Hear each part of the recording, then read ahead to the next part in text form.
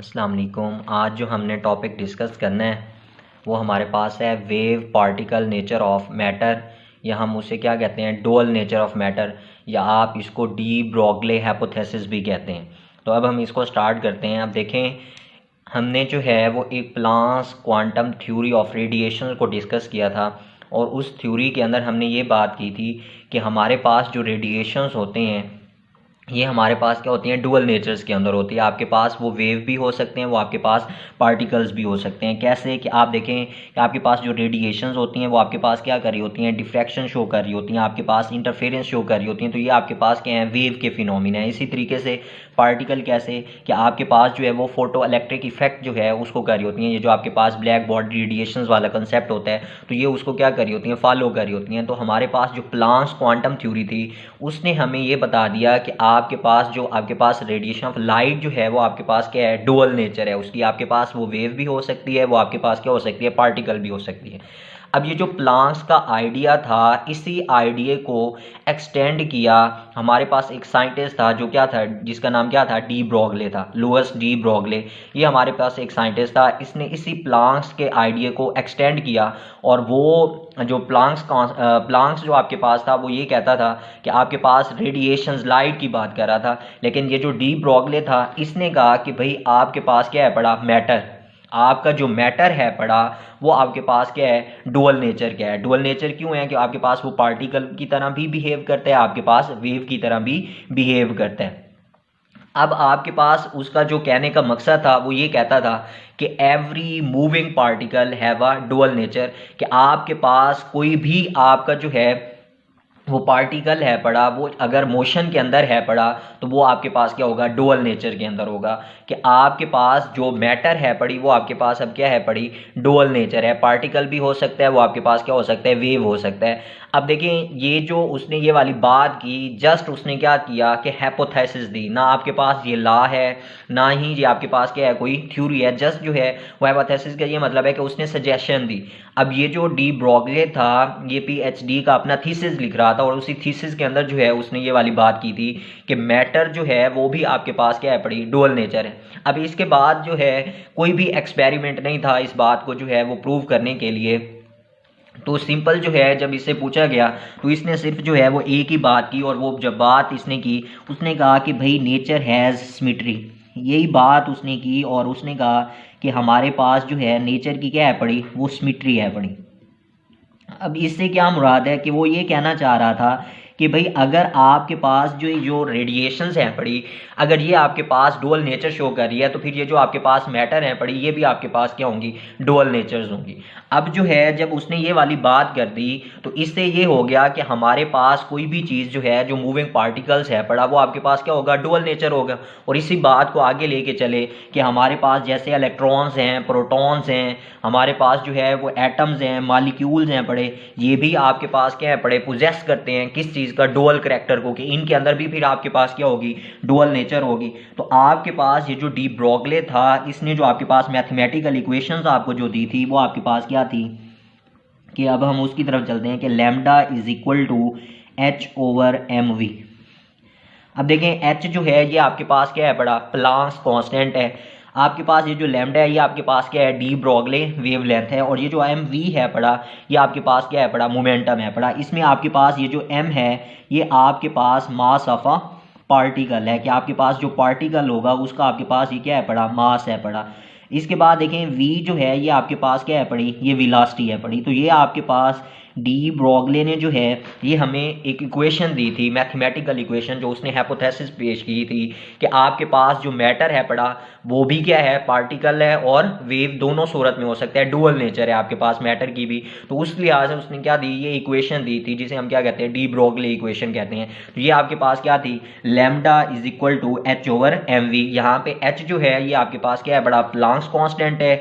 M जो है वो आपके पास मास ऑफ अ पार्टिकल है। वी आपके पास क्या है, वेलोसिटी है पड़ा। इसी तरीके से आप देखें जैसे मैंने यहाँ पे बात की, जब उसने ये वाली बात कर दी तो फिर आपके पास जो है एटम्स हो गए, मालिक्यूल्स हो गए, आपके प्रोटॉन हो गए, इलेक्ट्रॉन्स हो गए, तो ये भी सारे फिर आपके पास क्या है, डुअल नेचर्स के अंदर हैं। तो फिर आप ये कह सकते हैं कि आपके पास ये जो मास है पड़ा ये हमारे पास क्या है, मास ऑफ इलेक्ट्रॉन हो गया, और वी जो है ये हमारे पास क्या है, वेलोसिटी ऑफ इलेक्ट्रॉन हो गई। तो अब हम इसी बात को आगे लेके चलते हैं आप देखें आपने जो है वो प्लांक्स इक्वेशन जब पढ़ी थी तो प्लांक्स इक्वेशन हमारे पास क्या थी, E इज इक्वल टू आपके पास H ये प्लांक कांस्टेंट और ये न्यू ये हमारे पास क्या था फ्रीक्वेंसी। तो ये हमारे पास इक्वेशन क्या हो गई 1 हो गई और ये हमारे पास कौन सी इक्वेशन है, प्लांक्स इक्वेशन है। फिर इसके बाद देखें कि अगर आप इसी इक्वेशन को रिलेट करें किसके साथ, मास एनर्जी रिलेशन के साथ। अब मास एनर्जी रिलेशन आपके पास क्या था, आइंस्टाइन वाली जो आपके पास इक्वेशन है, E is equal to mc²।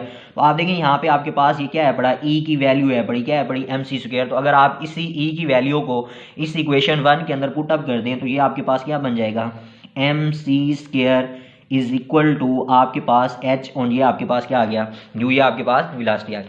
अब आप देखें कि हम ये बात कर रहे हैं कि हमारे पास ये क्या कर रहा है, वेव की नेचर भी शो कर रहा है और किसकी भी कर रहा है, पार्टिकल की भी। तो आप देखें आपके पास वेव की नेचर जब ये शो कर रहा है तो आपके पास ये जो यहाँ पे ये वाली फ्रीक्वेंसी है पड़ी, ये फ्रीक्वेंसी आपके पास कैसे आती है, आपके पास ये देखें ये frequency is equal to c divided by आपके पास लेंथ। या आपके पास जो है कोई भी वेव होती है उसके अंदर जो है या आपके पास तीन जो है चीज़ें ज़रूर जो है वो आपके पास मौजूद होती हैं। आपके पास जो है वो फ्रीक्वेंसी, आपके पास उसकी वेलोसिटी और आपके पास उसकी वेवलेंथ। तो आप अगर इस फ्रीक्वेंसी की वैल्यू जो है इस इक्वेशंस के अंदर पुट अप कर दें, जो हमारे पास इक्वेशन क्या आई थी, ये 2 आई थी, तो आप देखें ये इक्वेशन आपके पास कुछ यूँ बन जाएगी कि mc² और ये आपके पास इज इक्वल टू H जो है वो क्या है पड़ा, प्लांक्स कांस्टेंट, और इसकी वैल्यू अब आपके पास क्या है, c डिवाइडेड बाय आपके पास क्या आ गया, लैम्डा आ गया। ठीक हो गया। अब इस इक्वेशन को जो है वो हम इस तरीके से लिख सकते हैं। आप देखें ये आपके पास जो है यहाँ पे मैं लिख दूँ mc² इज इक्वल टू ये आपके पास H, ये c डिवाइडेड बाय आपके पास क्या आ गया, लैम्डा। अब आप देखें आपके पास जो है ये इक्वेशन कुछ यूँ बन रही है कि अगर आप इस लैम्डा को इधर ले जाएं, इस साइड के ऊपर आपका लैम्डा आ गया और इस साइड के ऊपर आपके पास क्या था, HC, और ये आपके पास यहाँ पे क्या आ गया, mc²। अब देखें आपके पास c² है, ऊपर c है, तो ये आपके पास c² में से आपके यहाँ इस c के साथ क्या हो जाएगा, कट जाएगा। तो आपके पास ये lambda is equal to H divided by आपके पास क्या आ जाएगा, m, और यहाँ पे आपके पास क्या आ गया, c। अब आप देखें ये जो इक्वेशंस आपके पास आई हुई है, ये जो आपके पास c है पड़ा, ये आपके पास क्या है पड़ी, वेलोसिटी ऑफ अ फोटॉन की। आपके पास ये जो वेलोसिटी है पड़ी ये आपके पास किस चीज़ की है, फोटॉन की है। अब जब डी ब्रॉगली ने ऊपर ये कहा कि भाई हमारे पास ये जो आप बात करते हो कि रेडिएशन जो हैं, जो आपके पास लाइट है पड़ी, आपके पास फोटॉन है पड़ा, ये आपके पास डुअल नेचर का है। तो आपके पास ये जो मैटर होती है ये भी आपके पास क्या होती है, डुअल नेचर्स के अंदर की होती है। और उसने जो बात की थी वो बात क्या थी कि नेचर हैज़ अ सिमेट्री, के आपके पास ये क्या होता है, सिमेट्री के अंदर होता है। तो आप जब इसकी बात कर रहे हैं तो फिर ये जो आपके पास सी है पड़ा, ये आपके पास क्या बन जाता है, वेलोसिटी ऑफ इलेक्ट्रॉन्स की जब आप बात करते हैं तो आप इसको क्या कर देते हो, चेंज कर देते हो, lambda is equal to H divided by आपके पास क्या आ जाता है, mv।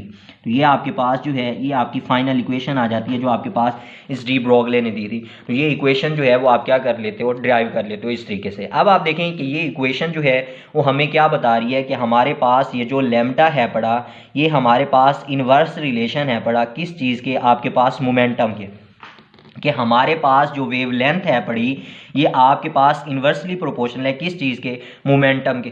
तो आपके पास इसका ये मतलब हो गया कि अगर आपके पास कोई भी पार्टिकल है, अगर आपके पास उसकी वेवलेंथ आपके पास क्या आ रही है, ज़्यादा आ रही है, तो इसका ये मतलब है कि उसके आपके पास क्या है पड़ा, ये जो मास और वेलोसिटी है पड़ी वो आपके पास क्या है पड़ी, फिर कम है पड़ी। तो ये आपने इसका रिलेशन याद रख लेना है कि आपके पास इस इक्वेशंस के अंदर जो हमारे पास वेवलेंथ है पड़ी, इसका आपके पास जो है मोमेंटम के साथ वो इन्वर्स रिलेशन आ रहा है। आपके पास जो है अब जब ये वाली बात हो गई तो इस बात को जो है वो मज़ीद हम आगे एक्सटेंड करते हैं कि आपके पास जो है वो एक्सटेंड किस तरीके से करते हैं कि आप देखें हम कोई फाइंड आउट कर लेते हैं। जैसे हमने कहा कि हमारे पास जो है वो कोई एक इलेक्ट्रॉन है पड़ा, ये वाली इक्वेशन यहाँ पे हम लिख लें कि आप देखें ये हमारे पास लैम्डा, ठीक है, डी ब्रॉगली वेवलेंथ, और ये हमारे पास H, ये प्लांक्स कांस्टेंट, और ये हमारे पास mv। अब m जो है ये हमारे पास क्या है, मास ऑफ अ पार्टिकल है, और ये जो v है ये हमारे पास क्या है, वेलोसिटी है। अब हम ये कहते हैं कि हमारे पास जो पार्टिकल है वो हमारे पास क्या है पड़ा, इलेक्ट्रॉन है पड़ा, ठीक है। अब आप देखें आप इसकी क्या करना चाहते हो, वेवलेंथ फाइंड आउट करना चाहते हो। तो आप देखें H जो है ये आपके पास क्या है, प्लांक्स कांस्टेंट है, तो इसकी वैल्यू आपके पास क्या होती है, 6.626 मल्टीप्लाई 10⁻⁴ जो है वो -34 जूल सेकंड, ये आपके पास क्या होती है। इस H जो है ये जो आपने प्लांक्स इक्वेशन के अंदर देखा था ये आपके पास उसकी वैल्यू है, ये आपके पास क्या होता है, कांस्टेंट होता है। अब आपको पता है कि आपके पास जो आपका पार्टिकल है वो क्या है पड़ा, इलेक्ट्रॉन है पड़ा। तो आपके पास जो इलेक्ट्रॉन होता है उसका जो मास होता है वो क्या होता है 9.108 मल्टीप्लाई 10⁻⁻31 किलोग्राम। ये आपके पास किस चीज़ का मास है पड़ा, आपके इलेक्ट्रॉन का मास है पड़ा। फिर उसके बाद देखें आपके पास ये जो इलेक्ट्रॉन है पड़ा, ये आपके पास इसकी एक वेलोसिटी है। तो वेलोसिटी आपके पास इलेक्ट्रॉन की जो होती है वो आपके पास क्या होती है 2.188 मल्टीप्लाई 10⁻6 जो है वो मीटर पर सेकेंड। तो आपके पास जो है ये वैल्यूज़ आपने यहाँ पे पुटअप कर दी हैं। तो जब आपने यहाँ पे वैल्यूज़ को पुटअप किया है तो आप इन वैल्यूज़ को जो है जब कैलकुलेट करेंगे तो आपके पास आंसर जो आएगा वो 0.33 मल्टीप्लाई 10⁻⁻9 जो है वो मीटर आपके पास आ जाएगा। अब आप देखें आपके पास ये जो 10⁻⁻9 मीटर है बड़ा, ये आपके पास इक्वल होता है किस चीज़ के 1 नैनोमीटर के। तो आप इसको यूं लिख सकते हैं कि आपके पास ये क्या आ गया 0.33 आपके पास ये नैनोमीटर आ गया। तो आपके पास ये क्या आ गई, उसकी वेवलेंथ आ गई आपके पास। अब ये वेवलेंथ आपके पास जो आई है ये आप इसको यूं रिलेट कर सकते हो कि आपके पास जो आपका इलेक्ट्रॉन है पड़ा वो मूव कर रहा है first orbit of hydrogen atom. कि आपके पास जो हाइड्रोजन एटम है पड़ा उसका जो आपके पास फर्स्ट ऑर्बिट है ये उसके अंदर आपके पास अगर क्या कर रहा हो, रिवॉल्व कर रहा हो, तो आप इसको कंपेयर कर सकते हैं किसके साथ, to wavelength of the X rays के साथ आप इसको मेजर करके क्या कर सकते हैं, मेजर्ड कर सकते हैं। तो आप ये वाली वैल्यूज जो है वो आप क्या कर सकते हैं, इसको फाइंड आउट कर सकते हैं। फिर इसके बाद देखें कि आप अगर क्या करना चाह रहे हो कि आप प्रोटॉन का जो है सेम इसी तरीके से आप कहें कि हमारे पास एक प्रोटॉन है, ठीक है, वो हमारे पास स्ट्रेट लाइन के अंदर जो है वो क्या कर रहा है, ट्रेवल कर रहा है। तो हम उसकी क्या करना चाहते हैं, वेवलेंथ जो है वो फाइंड आउट करना चाहते हैं। तो आपके पास जब आप उसकी वेवलेंथ को फाइंड आउट करना चाहोगे तो आप क्या कर सकते हो कि आप देखो उसका मास, आप सिंपल देखें उसका मास जो है वो 1836 टाइम्स जो है वो आपके पास क्या होता है, हायर होता है। तो आप देखें यहाँ पे इसका रिलेशन आपने क्या पढ़ा था, इन्वर्स रिलेशन पढ़ा था mv मोमेंटम का। तो आप देखें आपका मास जो है वो आपके पास अब इलेक्ट्रॉन की निस्बत प्रोटॉन का मास आपके पास क्या आ रहा है, ज़्यादा आ रहा है। तो आपके पास प्रोटॉन का जब मास ज़्यादा हुआ है तो फिर आपके पास वेवलेंथ जो है वो आपके पास क्या हो जाएगी, कम हो जाएगी। तो इसका ये मतलब हो जाएगा कि आपके पास जो है 1836 टाइम जो आपके पास क्या होगी, इसकी वेवलेंथ आपके पास क्या आएगी, लेस आएगी। किसकी, आपके पास प्रोटॉन की। सेम इसी तरीके से आप अगर अल्फ़ा पार्टिकल्स को देखें तो आपके पास जो है वो अल्फ़ा पार्टिकल्स क्या होते हैं, आपके पास हीलियम के आपके पास क्या होते हैं, न्यूक्लियाइज होते हैं। तो आप अगर उसका मास देखें तो वो आपके पास क्या होता है 7344 जो है ये आपके पास इसका इतना जो है वो आपके पास इसकी क्या आएगी, लेस जो है वो आपके पास वेवलेंथ आ रही होगी। ये आप इसको यूं ही कैलकुलेट कर सकते हैं। ये देखें आपके पास ये हीलियम है, तो हीलियम का आपके पास मास क्या होता है 4।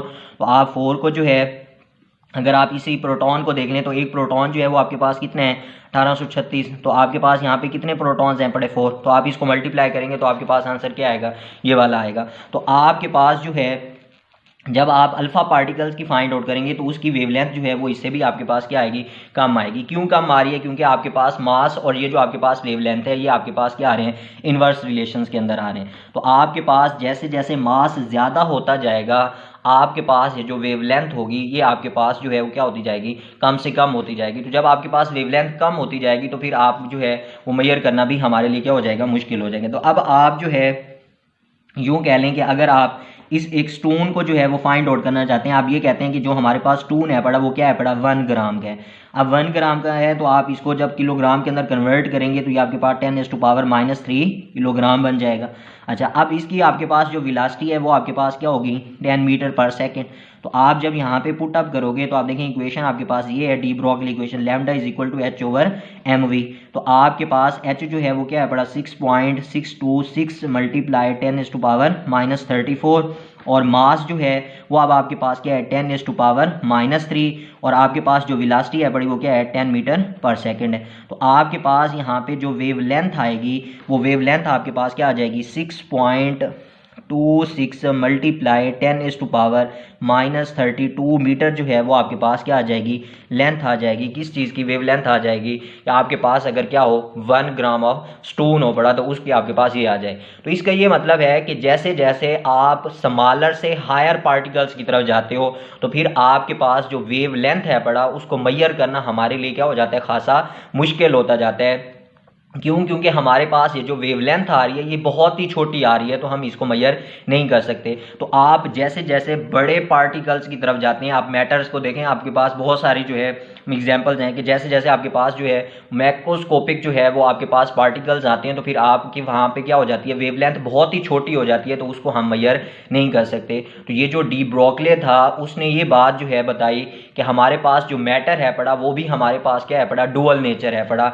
आपके पास वो पार्टिकल भी है, वो आपके पास क्या है पड़ा, वेव भी है। तो आपने यहाँ से उस इक्वेशंस की मदद से इनकी क्या निकाली है, वेवलेंथ निकाली है। अब चूंकि वेवलेंथ जैसे जैसे आपका वो पार्टिकल जो है उसका साइज बढ़ता जा रहा है, उसने ये अपनी इक्वेशंस के अंदर ये बात बताई कि आपका जो पार्टिकल होगा अगर उसका साइज बढ़ता जाएगा तो वेवलेंथ आपके पास क्या हो जाती है, छोटी होती जाएगी। तो आप यहाँ पे देखें कि आपके पास जो है इलेक्ट्रॉन के केस में आपके पास ये वाली वेवलेंथ आई, लेकिन प्रोटॉन के केस में आपका प्रोटॉन जो है वो 1836 टाइम जो है वो आपके पास उसका मास ज़्यादा होता है एज़ कम्पेयर टू इलेक्ट्रॉन्स के, तो उसकी आपके पास जो वेवलेंथ होगी वो इतने टाइम्स आपके पास क्या होगी, लेस होगी। फिर सेम इसी तरीके से अगर आप अल्फा पार्टिकल को देखें तो आपके पास जो है उसका मास जो है वो आपके पास उसके अंदर जो है वो 4 प्रोटॉन्स होते हैं, तो एक प्रोटॉन का मास आपके पास क्या है, इतना है, तो आप उससे मल्टीप्लाई करेंगे तो ये इतने टाइम जो है आपके पास इसकी वेवलेंथ जो है वो हमारे पास क्या हो जाती है, फिर कम हो जाती है, छोटी वेवलेंथ बन जाती है। इसी तरीके से फिर आप इससे आगे जो है जब गए कि आपने एक स्टोन लिया है तो उसके अकॉर्डिंग जब आपने देखा है तो आपकी वेवलेंथ जो है वो मजीद जो है वो आपके पास क्या हो गई है, छोटी हो गई है। तो आपके पास जैसे जैसे पार्टिकल का साइज आपके पास बढ़ता जाएगा आपके पास क्या होता जाएगा, आपकी ये वेवलेंथ भी स्मॉलर से स्मॉलर होती जाएगी। अब देखें जब उसने ये वाली सारी बातें कह दी, जैसे मैंने शुरू में आपको बताया कि जस्ट उसने आपको क्या किया कि एक हाइपोथेसिस दी थी, तो ये बाद में जाके क्या हो गई, फिर कंफर्म्ड हो गई। और कंफर्म भी कैसे हुई कि हमारे पास जो है वो 2 साइंटिस्ट थे, एक का नाम जो है वो हमारे पास डेविसन था और दूसरा जो है वो हमारे पास क्या था, जर्मर था। ये दोनों जो है ये हमारे पास अमेरिकन साइंटिस्ट थे। इन दोनों ने क्या किया था कि आपके पास ये जो डी ब्रोगली ने बात की कि हमारे पास ये जो मैटर है पड़ी ये हमारे पास क्या होता है, डुअल नेचर होता है। तो अब इन दोनों साइंटिस्ट ने जो है इस बात को जो है वो वेरीफाई किया था। अब वेरीफाई इन्होंने कैसे किया कि इन्होंने जो है वो टंगस्टन फिलामेंट्स को लिया। अब टंगस्टन फिलामेंट्स आपके पास क्या है कि टंगस्टन आपके पास एक मेटल होती है, उसके आपने उन्होंने फिलामेंट्स लिए और इन फिलामेंट्स को जो है यहाँ से उन्होंने इलेक्ट्रॉन्स जो है वो प्रोड्यूस करवाए। अब इन इलेक्ट्रॉन्स को उन्होंने जो है वो क्या किया हुआ था, एक बैटरी के साथ जो है वो कनेक्ट किया हुआ था। जैसे आप डिस्चार्ज ट्यूब बैटरी के डिस्चार्ज ट्यूब एक्सपेरिमेंट के अंदर जो है वो आप अपने कैथोड और एनोड को जो 2 इलेक्ट्रोड्स थे उनको एक बैटरी के साथ हाई वोल्टेज के साथ कनेक्ट करते थे। तो यहाँ पे भी सेम उन्होंने क्या किया कि ये जो आपके पास ये वाला आपका टंगस्टन फिलामेंट था इसको उन्होंने क्या किया कि आपके पास इलेक्ट्रिक फील्ड अप्लाई की। जब इन्होंने हाई आपके पास जो है वोल्टेज अप्लाई किया तो ये जो आपके पास टंगस्टन फिलामेंट था इसने क्या किया कि हाईली एक्सिलरेटेड इलेक्ट्रॉन्स को यहाँ से प्रोड्यूस किया कि आपके पास यहाँ से क्या हुए, हाईली एक्सिलरेटेड इलेक्ट्रॉन्स प्रोड्यूस हुए। अब जब हाईली एक्सिलरेटेड जो है वो इलेक्ट्रॉन्स प्रोड्यूस हुए तो उन्होंने क्या किया कि इसके आगे जो है उन्होंने एक निकल का क्रिस्टल रख दिया। अब जब उन्होंने निकल का यहाँ पे एक क्रिस्टल रखा तो क्रिस्टल ने ये किया कि आपके पास जैसे ये इलेक्ट्रॉन्स आए तो इस क्रिस्टल के ऊपर आए तो ये यहाँ पे आपके आके क्या हो गया, डिफ्रैक्ट हो गए। तो जब ये आपके पास यहाँ पे डिफ्रैक्ट हुए तो ये बात हमने शुरू में ही बात डिस्कस की थी कि हमारे पास ये जो वेव होती हैं इनके अंदर जो है वो क्या हो रही होती है, डिफ्रैक्शन हो रही होती है। आपके पास ये क्या हो रही होती है, इंटरफेस शो कर रही होती हैं। तो आपके पास जो है ये वेव की प्रॉपर्टी होती है। तो यहाँ पे ये जो डेविसन और जर्मर था इन्होंने भी यही किया कि आपके पास जो है वो टंगस्टन का फिलामेंट जो है वो लिया, उसके अंदर उन्होंने क्या किया कि हाई वोल्टेज अप्लाई किया। ठीक है, हाई वोल्टेज जब अप्लाई किया तो आपके पास यहाँ पे जो हाईली एक्सिलरेटेड आपके पास इलेक्ट्रॉन्स थे तो ये जब उन्होंने उसके आगे जो है वो क्या रखा, एक निकल का क्रिस्टल रखा।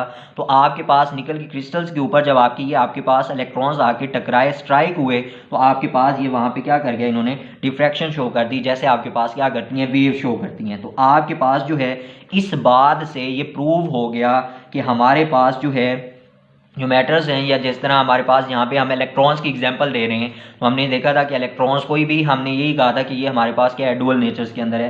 तो ये बात जो है यहाँ पे हमारे पास क्या हो गई थी, वेरीफाइड हो गई थी। तो फिर इसके बाद जब ये वाली बात वेरीफाइड हो गई तो फिर आपके पास ये जो डेविसन और जर्मर थे इन्होंने आपके पास जो है इनको नोबेल प्राइज़ जो है वो दिया गया कि इन्होंने जो है जो डी ब्रोगली ने एक हाइपोथेसिस दी थी तो ये आपके पास उन्होंने क्या कर दी, वेरीफाई कर दी। तो ये हमारे पास क्या था, डी ब्रोगली इक्वेशन थी, या फिर आपके पास जो है इसको आप क्या कहते हो, डुअल नेचर ऑफ मैटर कहते हैं हम।